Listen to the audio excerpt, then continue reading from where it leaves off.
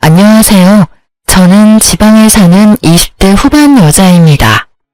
카페에서 사람들이 열차 하며 열변을 토하길래 찾아봤더니 신세계가 여기에 있었네요.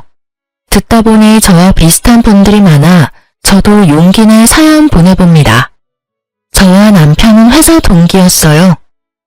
힘든 회사 생활의 동기는 남편과 저뿐이라 서로 의지하며 지내다 보니 자연스럽게 연인 사이가 되었고 이런저런 구설수가 싫어 비밀로 하며 관계를 유지하고 있었죠. 하지만 그것도 좋은 방법은 아니더군요. 얼굴, 집안, 거기다 유쾌한 성격까지. 뭐 하나 빠지는 것이 없던 그런 남편에게 애인이 없다고 하자 회사 내 여자들의 관심을 한몸에 받았으니까요. 저는 불안할 수밖에 없었고 어떻게 해야 할지 고민하는 찰나 남편이 말하더라고요. 자기야, 이대로는 안 되겠어. 나도 곤란하기도 하고 우리 그냥 결혼하자. 어? 연인 사이야. 쟤네 저러다 헤어지면 만에 말이 많겠지만 아예 결혼해버리면 그런 말까지 하겠어? 그리고 나 자기 많이 사랑해. 우리 결혼하자. 나랑 결혼해줄 거지? 반지도 꽃다발도 없는 프로포즈. 꿈꾸던 프로포즈는 아니었지만 얼마나 울었는지 몰라요. 너무 행복하더라고요. 제 인생 말아먹는 지름길의 시작인 줄도 모르고요. 어쨌든 결혼은 척척 진행되었어요. 우리 집도 남편 집처럼 빠지는 집은 아니라 한결 수월했어요. 서로 줄 건 주고 받을 건 받고 단 한 가지만 빼고요. 자기야, 제발 부탁이야. 우리 엄마가 친정엄마처럼 아껴줄 거야. 싫다니까. 난 절대 시댁에 들어가서 시집살이 할 생각 따윈 없어. 말 들어보면 엄마 같은 시어머님? 절대 불가능하다고 하더라. 그런 건 머리 노란 애들이나 가능한 거지. 우리 대한민국에서 시댁이라고 하면 열이면 열, 다 치를 떤다고.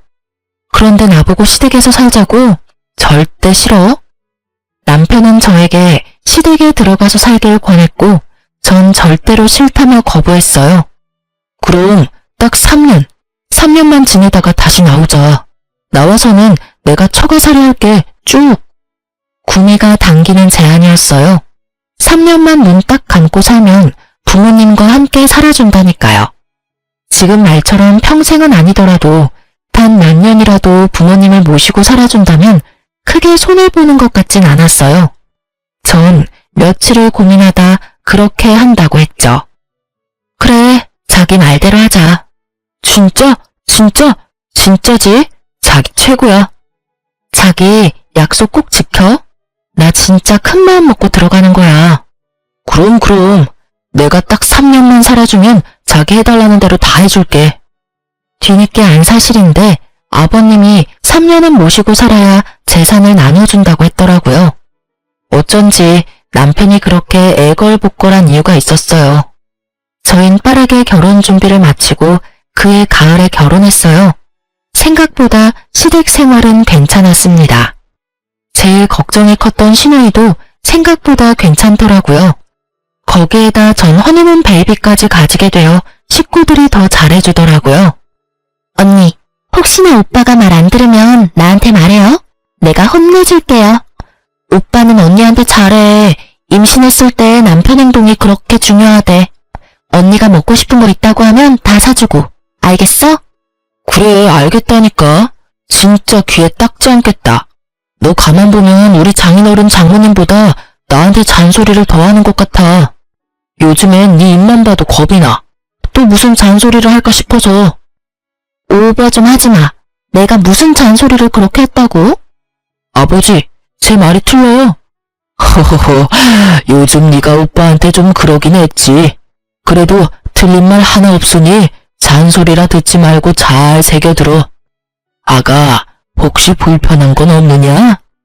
네, 아버님. 워낙 잘해주시니 편히 잘 지내고 있어요. 가끔 어머님의 약간의 짜증 같은 것이 있긴 했지만 그러려니 했어요. 20년을 넘게 남남으로 살다가 하루아침에 가족이 되었는데 어떻게 다 마음에 들 수 있겠어요? 어쩔 수 없는 일들이 있기 마련이죠. 전 무사히 출산했고 사랑스러운 아들을 품에 안았어요. 딱 보기에도 제 판박이인 아들을 보며 시부모님은 섭섭한 기색이었지만 그래도 첫 손주이니 아주 예뻐라 해주셨죠. 지금 생각하니 참 행복했던 순간이었네요. 비록 2년 조금 넘는 시간이었지만요. 어느 날부터 아버님의 안색이 좋지 않더니 결국 일이 터졌어요. 이 집 내놔야 할 것 같아. 아니 왜? 회사에 무슨 일 있어요? 그게 이번에 무리해서 사업을 확장하다가 그게 잘못됐어. 급하게 큰 돈이 필요한데 지금 당장 큰 돈 나올 때가 집밖에 더 있어. 그러니 어쩌겠어. 집이라도 팔아 부도부터 맞고 봐야지. 부도? 지금 회사가 그 정도로 힘들단 말이에요. 근데 왜 나한테 말 안 했어요? 당신한테 말한다고 해서 뭐 뾰족한 수 있어? 돈만 쓸 줄 알지 한평생 벌어본 적도 없는 사람이. 생각보다 좋지 않은 상황 같았어요. 남편은 퇴직금을 미리 받아 집에 보탬이 되었고 저도 퇴직금까진 아니지만 그간 조금씩 모았던 목돈을 들였어요. 최소한의 생활비만 내고 생활했기에 그 정도는 충분히 들여도 된다 싶었어요. 집이 문제였는데 부모님이 어떻게 하셨는지 연락하셨더라고요. 도와주시겠다고. 그래서 전 죄송하지만 도움을 받기로 했어요. 단 집은 사주시되 시댁은 비밀로 하고 싸게 세를 주는 방식으로 도와달라고 했어요. 혹시나 한 번의 호의가 고마운 마음으로 끝나지 않고 계속된 도움을 바랄까봐 많이 걱정됐었어요. 아빠는 제 뜻대로 친한 친구분을 통해 시댁 집을 사고 저희에게 싸게 세를 주신 다음 다시 아버지의 명의로 옮겼어요. 그래도 다행이다. 이사하려니 막막했는데 이사하지 않아도 되고 심지어 월세도 이렇게 싸게 살 수 있다니 말이야. 그러게. 그나저나 아버님 회사는 어떻대?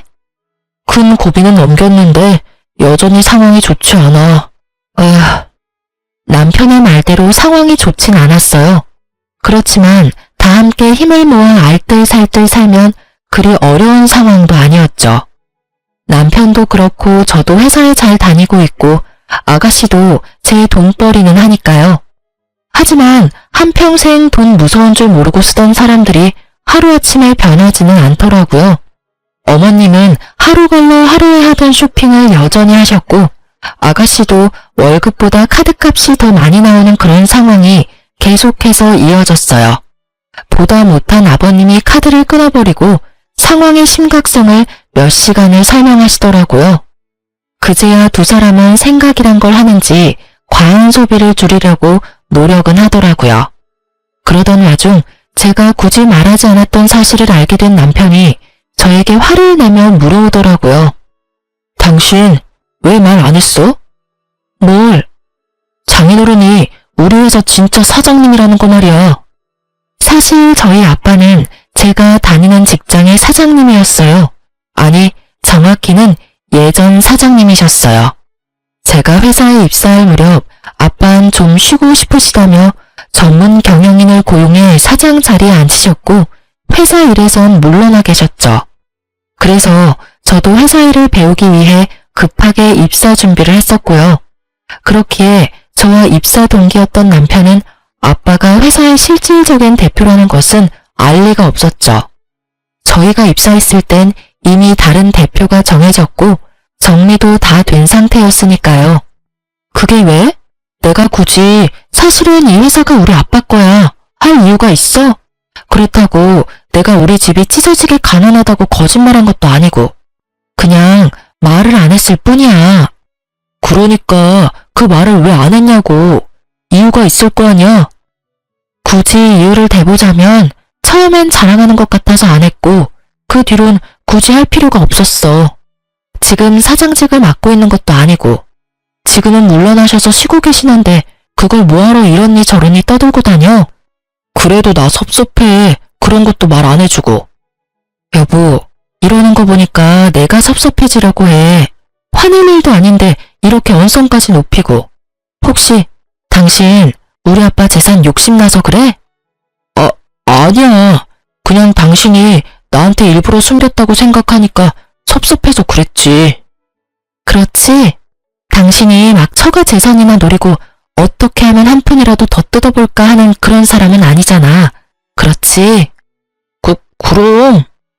전곡이 찔려버린 남편은 말을 더듬으며 회피했지만 전 알 수 있었죠. 이제 많이 피곤해지겠다는 걸 말이죠. 아니나 다를까 입도 싼 남편이 그새 시댁에 알렸는지 두 여자의 말도 안 되는 요구가 시작되더라고요. 언니, 저 샤땡에 꼭 갖고 싶은 가방 있는데 좀 사주시면 안 돼요?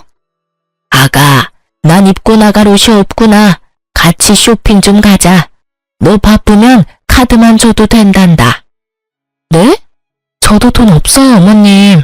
그나마 있던 돈 아버님 다 드리고 빠듯해요. 에이, 우리 다 들었어요. 오빠랑 언니 다니는 회사 사실은 언니 아빠 거라면서요? 그렇게 잘 살면서. 에이, 그러지 말고 생일 선물 미리 준다고 생각하고 사줘요. 네? 기가 막히고 코가 막혀서 도대체 이 사람들은 언제쯤 정신을 차릴 수 있으려나, 아니, 정신을 차릴 수 있는 날이 오긴 할까 하는 생각이 들더라고요.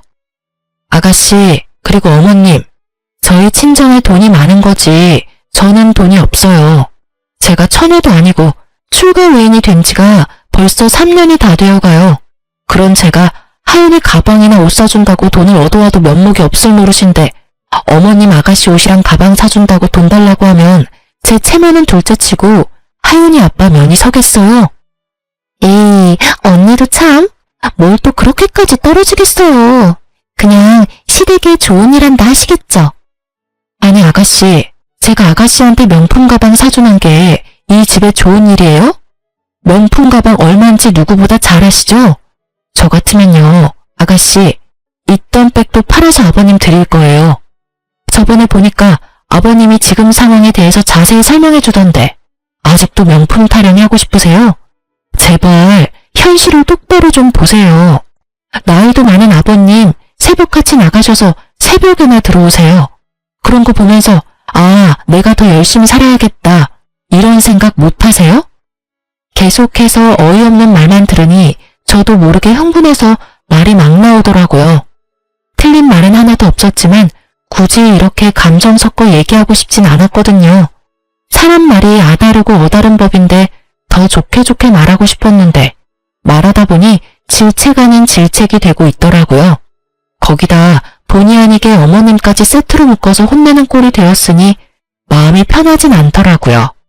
저의 말에 두 사람은 아무 말은 하지 않았지만 저를 보는 눈빛에서 알 수 있었어요. 아, 나의 앞날이 순탄치만은 않겠다라는 것을요. 저희 예감은 틀리지 않았고 다음 날부터 생트집을 잡기 시작하더라고요. 예, 반찬이 너무 많은 거 아니니?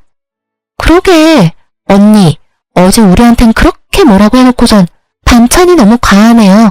아껴야 잘 살죠. 네, 그러고 보니 그런 것도 같네요.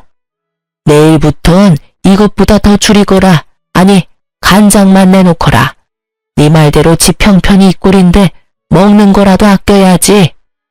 이게 다 무슨 소리야? 당신 무슨 말 했어?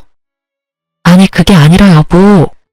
제가 무슨 말이라도 하려고 하자 아가씨는 제 말을 끊고 남편에게 숨도 쉬지 않고 어제 있었던 일을 이르더라고요. 그 말을 듣고 있던 아버님과 남편은 이렇게 말했어요. 거참, 우리 며느리 말 틀린 말이 하나 없구나. 제발 정신들 좀 차려. 다 늙은 아비 골골대며 일하러 다니는 거 안 보이는 게냐? 당신도 말이야, 밤마다 나 앓는 소리 들으면서 그러고 싶어? 맞아, 너 제발 정신 좀 차려라. 그리고 와이프 말처럼 네 방에 전시해둔 가방들만 팔아도 우리 집 몇 년치 생활비는 될 것 같은데 이제 좀 팔지 그래? 그리고 엄마, 이 사람한테 그런 말 부탁하지 마. 이 사람 말대로 처가의 내 체면이 뭐가 돼? 그리고 엄마 드레스룸에 옷이 한가득이야. 입을 옷이 없다는 게 말이 돼? 괜히 말 꺼냈다가 본전도 못 찾은 두 사람은 애꿎은 숟가락만 탁 내려놓고 방으로 들어가 버렸어요. 제가 더 미워진 두 사람은 그야말로 저를 들들 볶아댔고 처음엔 그러려니 하던 저도 점점 시간이 지나니 참고만 있기 힘들더라고요. 결국 저도 폭발하고야 말았죠. 엄마, 얘는 누굴 닮아서 생긴 게 이럴까? 그러게, 우리 아들은 이 나이 때 너무 잘생겨서 밖에 데리고 나가지도 못했는데 누구 닮아서 그런지 못생겨도 너무 못생겼어. 다른 것도 아니고 애 앞에서 저런 말을 나누는 두 사람을 보니 더는 참을 수가 없었어요. 아무리 아직 무슨 말인지 알아듣지 못하는 아이라 해도 이건 아니었어요. 더 화가 나는 건 그런 할머니도 할머니라고 그 앞에 서서 웃고 있는 아들을 보는데 속된 말로 머리가 돌아버리는 줄 알았어요. 어머님, 아가씨, 지금 뭐 하시는 거예요? 내가 뭘 어쨌다고 그러니? 그러게, 우리가 뭘 어쨌다고 그래요, 언니? 그리고 애 놀라겠다. 소리 좀 지르지 마요. 전 아들을 방에 데려다주고 나와 다시 두 사람 앞에 섰어요. 제가 싫으시면 저한테만 그러세요. 왜 하윤이한테까지 그러세요? 우리가 뭘 또 그랬다고 이렇게 화를 내는지 모르겠네. 그러니까 오늘따라 너무 못생겨 보여서 못생겼다고 했을 뿐인데 그게 그렇게 큰 잘못이에요? 내가 어려도 다 알아요. 그리고 설사 못 알아듣는다고 해도 다 큰 어른이 할 말 못할 말이 따로 있지. 그런 거 구분 못하세요? 얘가 진짜 오냐오냐 해줬더니 못하는 말이 없구나. 내가 이래봬도 네 시어머니야, 시어머니. 네, 잘 알죠. 그러니까 이렇게 온 힘을 다해 참고 있죠. 그리고 말은 바로 하셔야지. 언제 오냐오냐 해주셨다고 그러세요? 제가 한마디 한 이후로 하루라도 저 그냥 두신 적 있으세요? 사사건건 쫓아다니시면서 한마디씩 하셨잖아요. 새 여자의 언성이 높아지니 남편이 방에서 나오더라고요. 그러더니 제 팔목을 낚아채더니 다짜고짜 화를 내기 시작했어요. 제발 좀 그만해. 내가 뭘 어쨌다고 그래. 당신 몰라서 물어? 요즘 매일같이 어머님이랑 얘랑 싸우잖아. 내가 계속 싸웠어? 참고 또 참다가 이래. 나도 참을 만큼 참았다고. 알겠으니까 좀 그만해. 나 숨 좀 쉬고 살자. 요즘 안에서나 밖에서나 마음 편한 날이 없다고. 알아? 나라고 뭐 다른 줄 알아? 나도 힘들다고. 이유를 묻지도 않고 다그치는 남편이 얼마나 원망스럽던지. 그때 짐을 싸서 나왔어야 했는데 그땐 무슨 미련이 남았는지 꾸역꾸역 그 집구석에서 살았네요. 어느새 싸움은 남편과 저의 싸움이 되었고 상황이 심각해지자 어머님과 아가씨는 방으로 도망을 치더라고요. 그런 두 사람을 보며 남편도 방으로 가버리고 저도 아들의 방으로 갔어요. 그렇게 저희의 각방살이는 시작되었어요. 그나마 그땐 아주버님이 잘해주셔서 참고 살았던 것 같아요. 그렇게 대화 한마디 없이 지내던 어느 날 갑자기 어머님과 아가씨가 180도 변한 태도로 저를 대하기 시작했어요.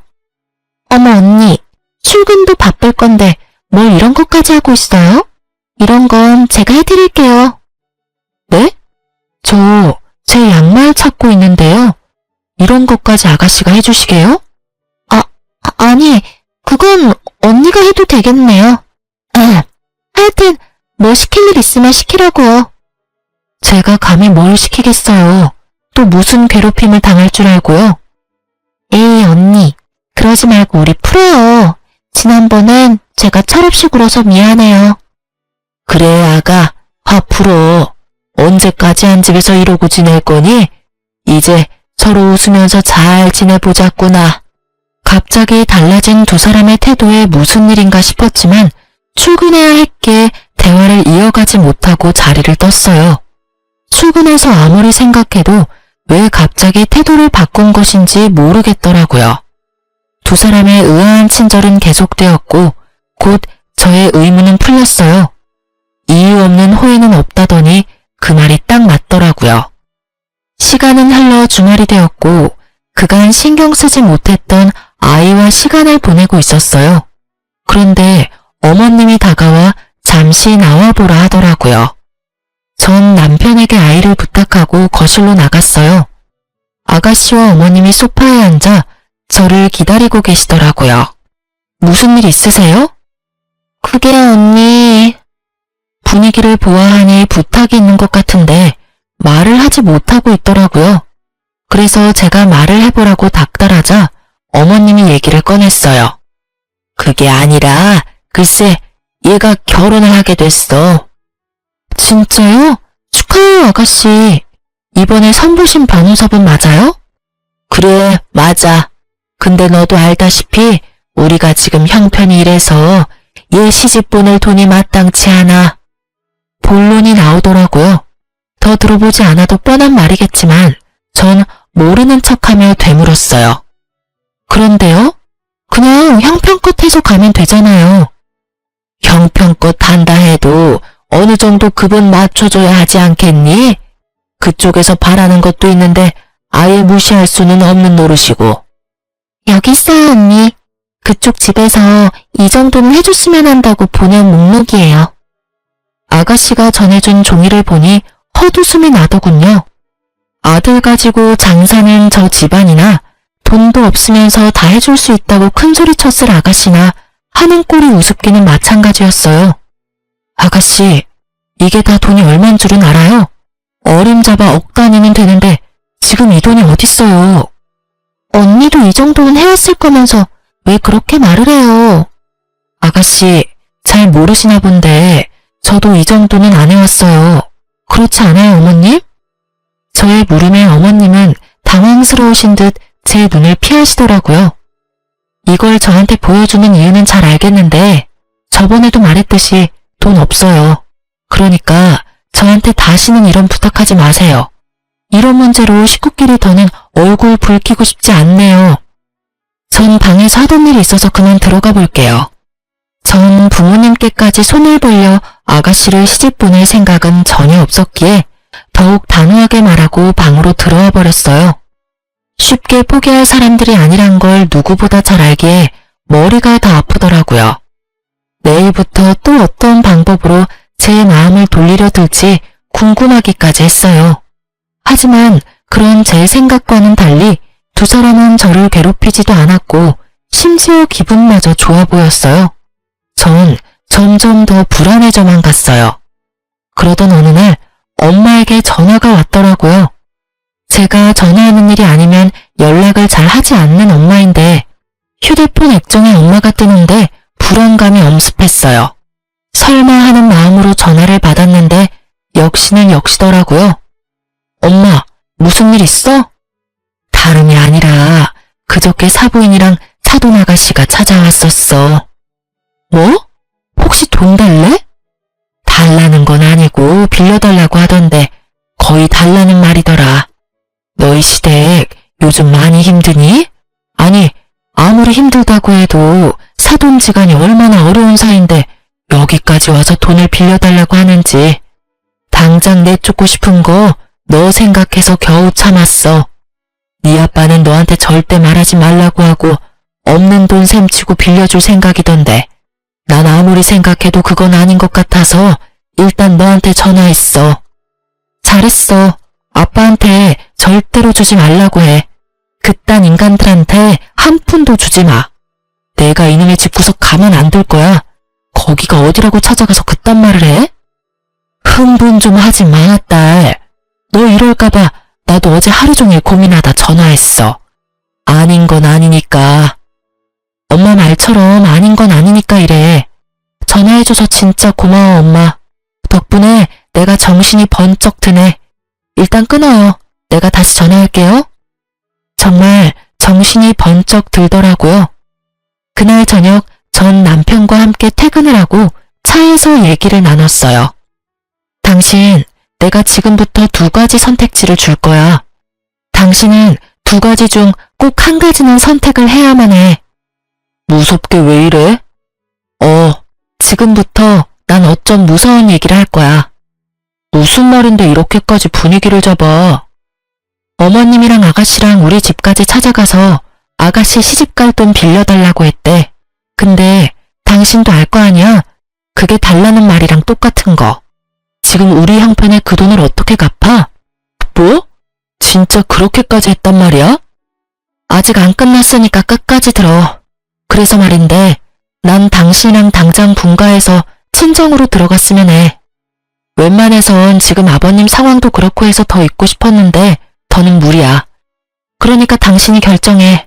나랑 분가해서 친정으로 갈래? 아니면 나랑 이혼할래? 뭐? 나는 더는 이렇게 못 살겠어. 그러니까 결정하라고. 분가해서 친정으로 갈래?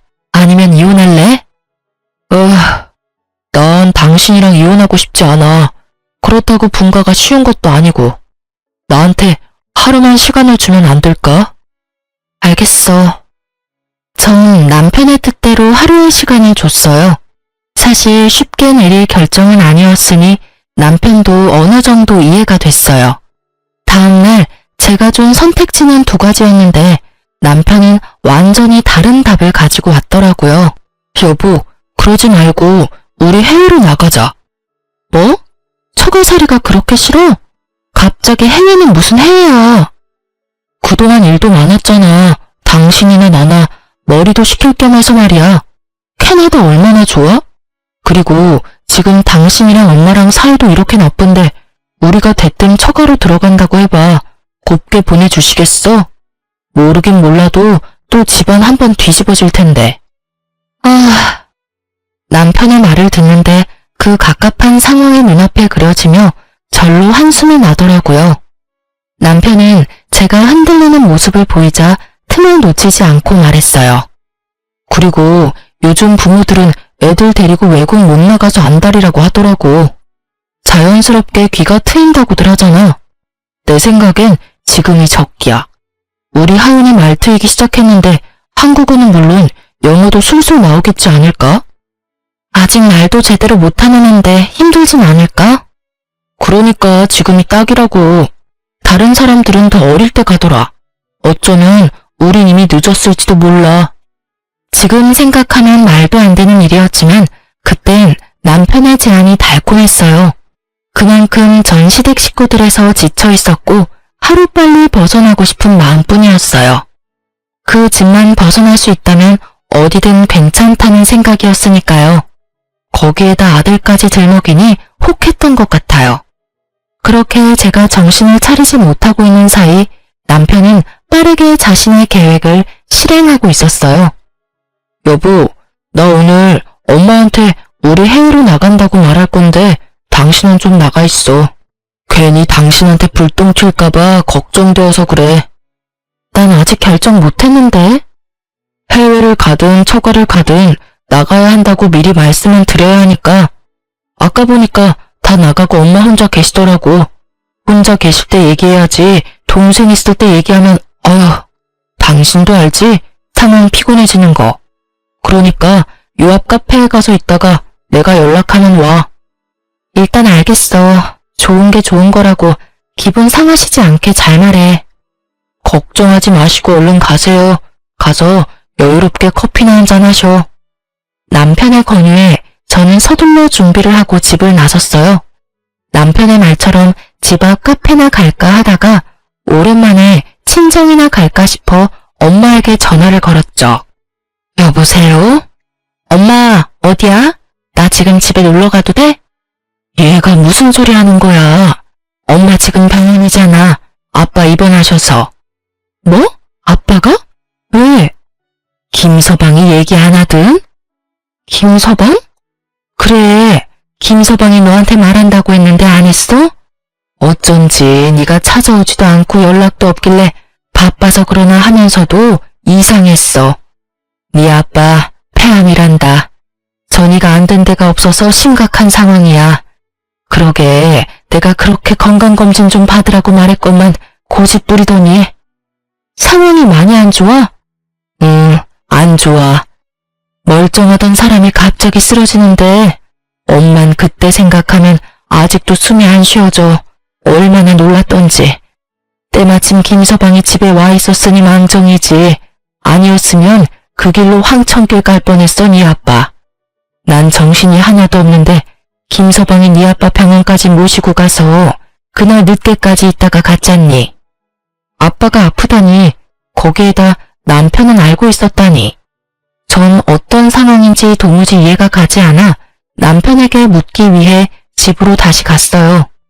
집으로 들어서는데 대화 소리가 들리더라고요. 그래서 우리 분가하려고. 남편의 말소리가 들리며 순간 저는 집을 나온 이유가 떠오르며 아차 싶더라고요. 엄마와의 통화 후 일부러 자리를 비웠다는 사실을 잊고 있었거든요. 그래서 전 잠시 기다렸다가 들어가기로 했어요. 아빠가 아픈 이상 분가가 더 급한 상황이 돼버렸으니까요. 그런데 들려오는 대화 내용에 머리가 멍해지더라고요. 너 그러다가 하윤 엄마가 캐나다 말고 처가로 간다고 우기면 어쩌려고 그러니? 너 그러면 꼼짝없이 그 노인네 병수발 들어야 해. 내가 그 꼴 보려고 이제껏 온갖 좋은 것만 해대며 키운 줄 알아? 그럴 일 절대 없어. 내가 누구야? 그리고 하윤 엄마 거의 다 넘어왔어. 내가 그날 처가 안 갔으면 어쩔 뻔했나 몰라? 하윤 엄마가 처가 들어가서 살 거 아니면 무조건 이혼이라길래 장모님 장인어른한테 하윤 엄마 설득 좀 해달라고 간 거였는데 그때 장인어른이 딱 쓰러지시는 거야. 그래서 그 노인네는 확실히 얼마 안 남았대? 수술이나 항암 치료로는 안 된대? 이미 전이가 온몸에 돼서 손쓰기가 힘들다고 하더라고. 그러니까 엄마는 건강검진 잘 받아. 우리 장인어른 봐. 돈만 많으면 뭐해? 결국 이렇게 가실 거. 다시 생각해도 끔찍하다니까.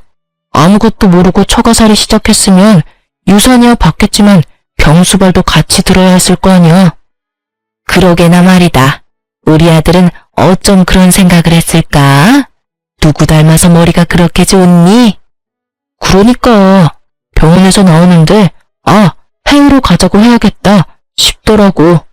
우리 집이랑 애 핑계 적당히 대면서 해외 어디로든 일단 가기만 하면 절반은 성공이지. 안 그래? 장인어른 더 심각해지셔서 연락이 와서 돌아와도 그땐 병수발 들 것도 없이 돌아가실 텐데. 그럼 그냥 재산만 내 몫이 되는 거라고. 하긴 자식이라곤 하윤 엄마밖에 없으니 앉아서 기다릴 일만 남았구나. 그러니까 엄마는 그 사람 자극하지 말고 조금만 기다려. 아니다. 마구 더 괴롭혀서 정신없게 만들어줘. 그래야 혼이 쏙 나가지. 그렇게 정신없을 때 비행기 태워버려야지 생각할 시간을 주면 안 돼. 엄마의 말과 두 사람의 대화가 겹치며 상황이 그려지더라고요. 그래요. 남편은 모든 사실을 알고도 저를 친정에서 아주 먼 곳으로 떨어지게 할 생각이었어요. 모든 사실을 안 그 순간에도 전 믿을 수가 없었어요. 내가 듣고 있는 것이 현실일까? 혹시 꿈이 아닐까? 하는 생각이 들었던 것 같아요. 너무 충격적이었죠. 그래도 한 입을 덮고 산 사람인데 내가 남편을 몰라도 이렇게 몰랐나? 저렇게까지 최악의 사람이 내 남편이 맞나? 그런 생각들이 머리를 스치더라고요. 이윽고 어머님과 남편의 신난 웃음소리를 듣는데 제 머릿속 모든 것이 산산조각이 나며 현실이구나 싶더라고요. 이혼만으로는 절대 화가 풀리지 않는 이 상황에 저는 저 짐승 같은 것들을 구렁텅이에 처박기로 했어요. 아가씨, 일전에 혼수 비용 말인데요. 갑자기 그거네요? 제가 너무 심했던 것 같아서요. 제가 아빠한테 잘 말해볼게요. 정말요? 진짜죠. 고마워요, 언니. 그리고 어머님, 왜 그러니? 지금 사는 이 집 주인한테 연락이 왔는데 이번 달이 만기라면서요? 1년으로 계약하셨다고 하던데 만기 맞춰 집 비워달라고 하더라고요. 그러면 어쩌니? 이렇게 조건 좋은 집 찾기 힘들 텐데. 그것도 제가 한번 알아는 볼게요. 그래? 웬일이니? 옛날엔 자기한테 부탁하지 말라고 그렇게 뭐라 하더니 생각해보니 아가씨나 어머님한테나 제가 너무한 것 같더라고요. 그래서 말인데 식구들끼리 여행이라도 가는 거 어때요? 전 하윤이 학교 때문에 그렇고 저랑 하윤이 빼고 다녀오세요. 이번 달 말 때쯤 다녀오세요. 하윤 아빠한테 말해놓을게요. 네가 정 그렇게 원한다면 다녀오지 뭐. 애써 웃음을 감추는 어머님을 보며 저도 웃음이 나오려 하는 걸 허벅지를 꼬집으며 참았어요. 그날 저녁 퇴근한 남편에게도 똑같이 제안했고 남편도 좋아하더라고요. 그러면서 다른 제안도 했죠. 여보, 그러지 말고 당신 사표 내는 건 어때? 갑자기 왜? 어차피 당신 지금 회사에 마음 뜬 거 아니야? 사표 내기 직전까지 갔는데 마음도 싱숭생숭할 거 아니야. 이왕 이렇게 된 김에 우리 아빠 좀 돌봐줘. 사실 우리 아빠 아주 아파. 이럴 때 당신이 좀 가서 얼굴도 비추고 그래. 이런 말 좀 입에 올리기도 싫지만 우리 아빠 아마 오래 못 사실 것 같아. 따로 도와주시는 분 계시니까 그냥 가서 말동무나 해드려. 제가 아무것도 모르는 척 운을 띄우니 멍청한 남편 새끼는 제가 진짜 아무것도 모르는 줄 알고 되지도 않는 연기를 하더라고요. 그 모습을 보는데 역겨워 토하고 싶은 걸 겨우 참았네요. 진짜? 그게 사실이야? 그럼 내가 자주 가서 말동무라도 해드려야지. 걱정하지 마. 남편은 그렇게 회사를 그만뒀고 전 아빠의 회사에서 남편을 잡음 없이 퇴사하게 했어요. 그리고 이제 남은 건 시간이 빨리 흐르기를 비는 일뿐이었어요. 한 달이란 시간이 얼마나 더디게 가는지 당장이라도 얻고 싶은 걸 그나마 절 여왕 떠받들듯이 떠받드는 10대 식구들을 보며 겨우 참을 수 있었어요. 참 속이 훤히 보이는 인간들이었어요.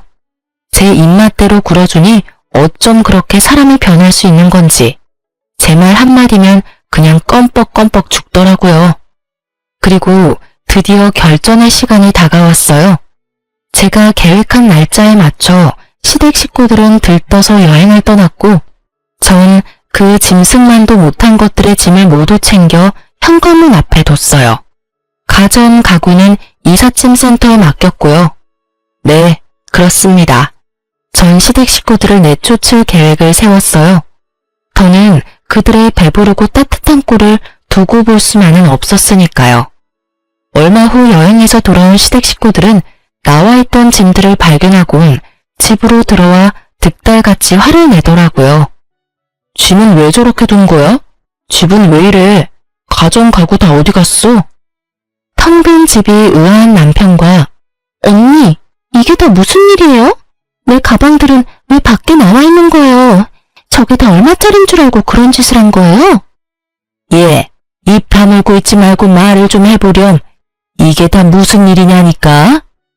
아버님을 제외한 나머지 식구들은 다 한마디씩 하더라고요.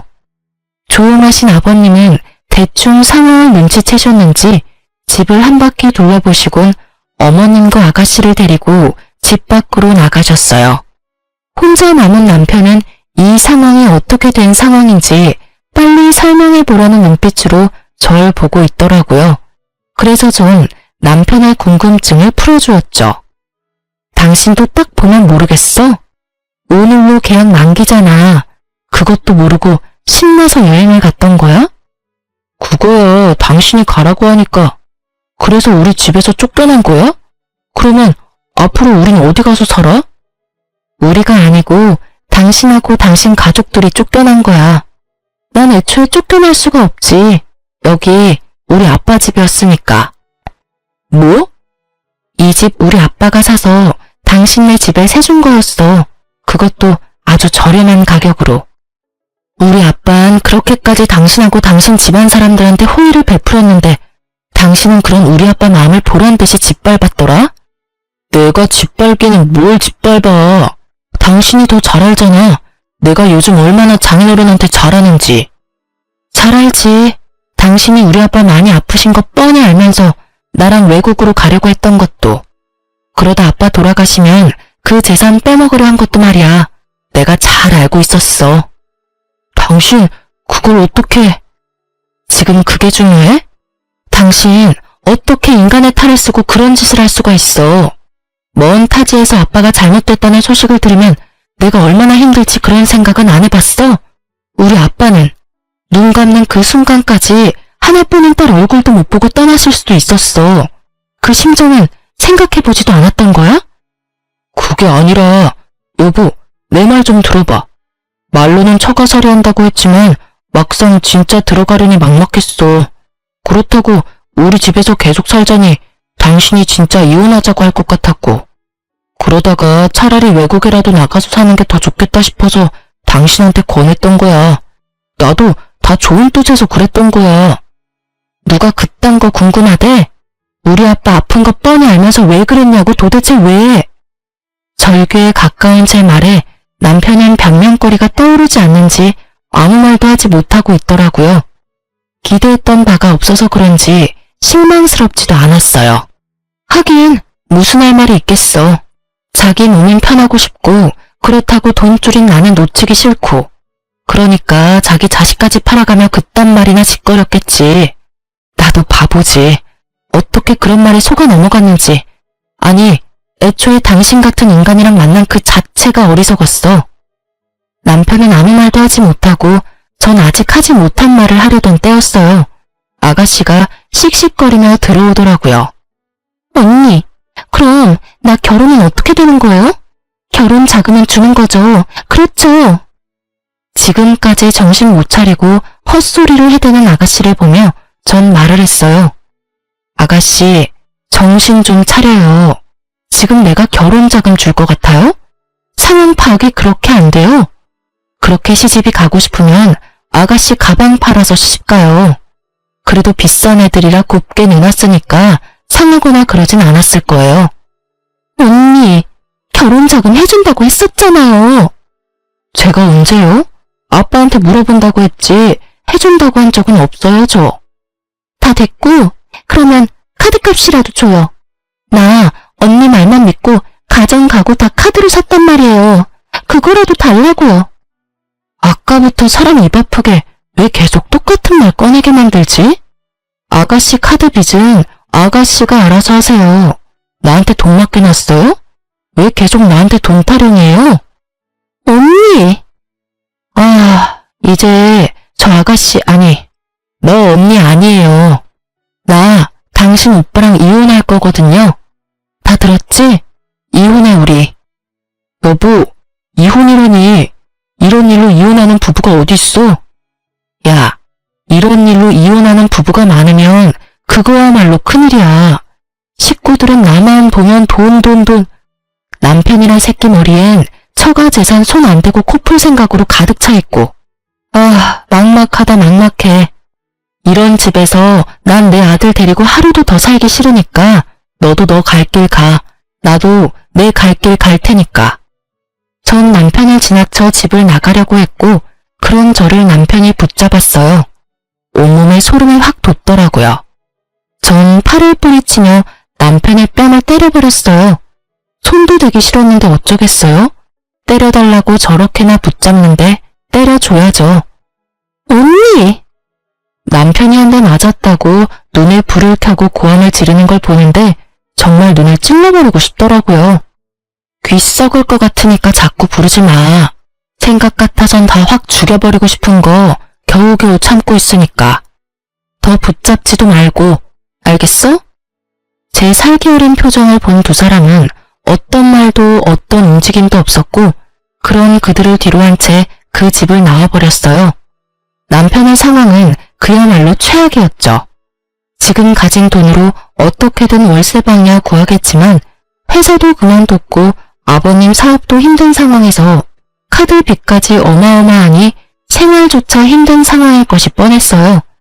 거기다 어머님과 아가씨는 5살 애보다 철딱서니가 없으니 말 다 했죠 뭐.